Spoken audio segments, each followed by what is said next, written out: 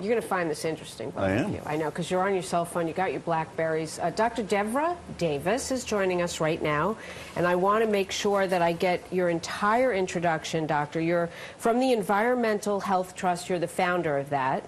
Your website is environmentalhealthtrust.org. You're an epidemiologist with the University of Pittsburgh, and you now run this health trust, and you also have written the leading book on cell phone radiation called Disconnect. And there's obviously a lot to say about it, and there isn't anyone really in our country now that doesn't have a cell phone, use a cell phone. Many of us are probably addicted to using our cell phone. You have a slightly different model phone. What does your phone say about your concern about radiation? Well, most people don't realize that a cell phone is a two-way microwave radio. Can you hold up the other part? This is Sure. an iPhone, isn't it? Yes, this just is an like iPhone. Everybody I know Right. has. Right. With a there's handset. I also have a little warning label on the back of it. It's a picture of Einstein. You can get it saying, with his tongue sticking out, saying, "Can't call it a smartphone if it kills brain cells." Does it?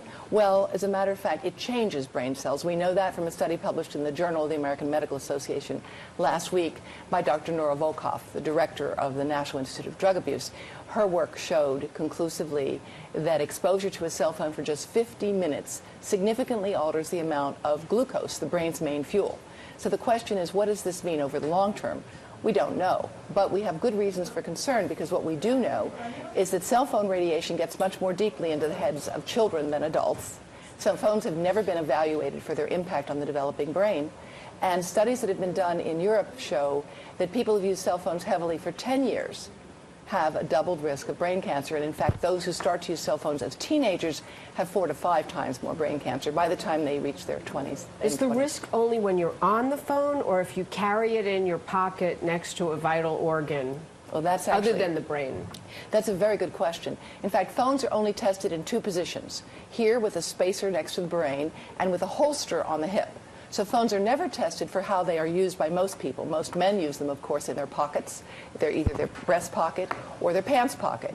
That's where you'll get 4 times more exposure than you do in a holster or next to the brain, because there's nothing protecting you from the microwave radiation.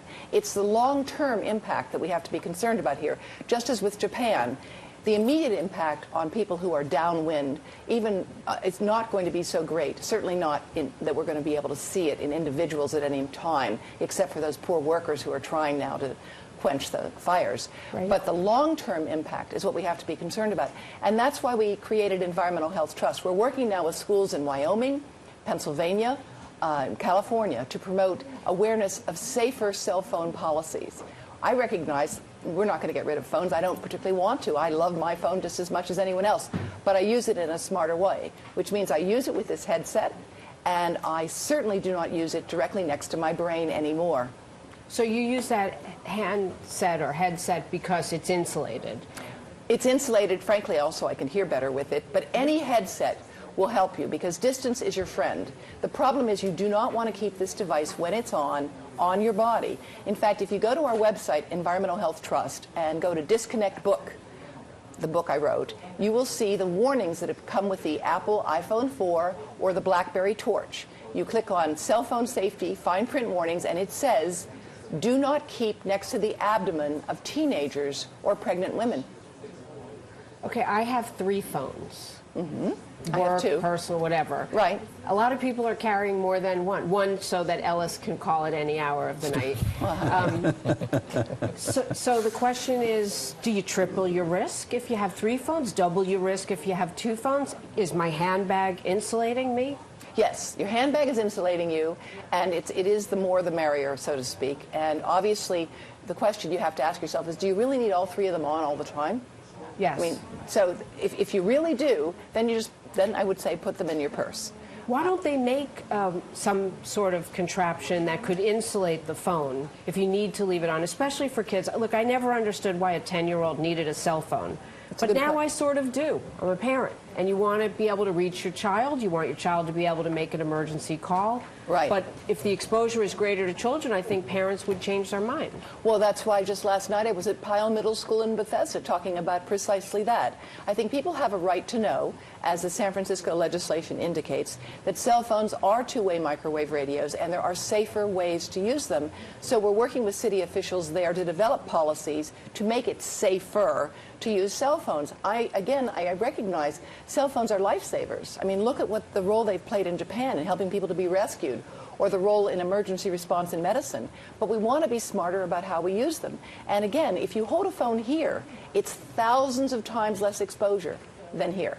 Okay, because so it's the square of the distance. Yes. And speakerphone. Headsets, speakerphones. Don't use a phone when the signal is weak, because when the signal is weak, the phone will get to the tower, but half of the radiation coming out of the phone gets into your brain, and it needs more radiation, more power to reach that tower. Think about this. Cell phones use microwaves for frequency, just like a microwave oven.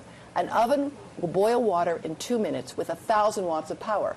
A cell phone is much, much weaker, perhaps 1 watt or less, but people are using them for thousands of minutes, thousands of hours in their lifetimes, and we're starting to see a risk. That's why the leaders of the World Health Organization have recently published a warning saying that they believe it's time for prudent precaution. That's why the British government, the Finnish government, and the French government have all issued various warnings. And in Israel, actually, they're moving to discourage young children from using cell phones. Give us some practical news we can use. Folks that are chatting with us want to know how long is long-term, I assume, exposure. And I would like to know how you know if you have radiation sickness. A lot of people wonder about that with respect to Japan, with respect to if you're in California, and also with people who use their phones every day. Well, let's make something very clear. A cell phone is non-ionizing radiation.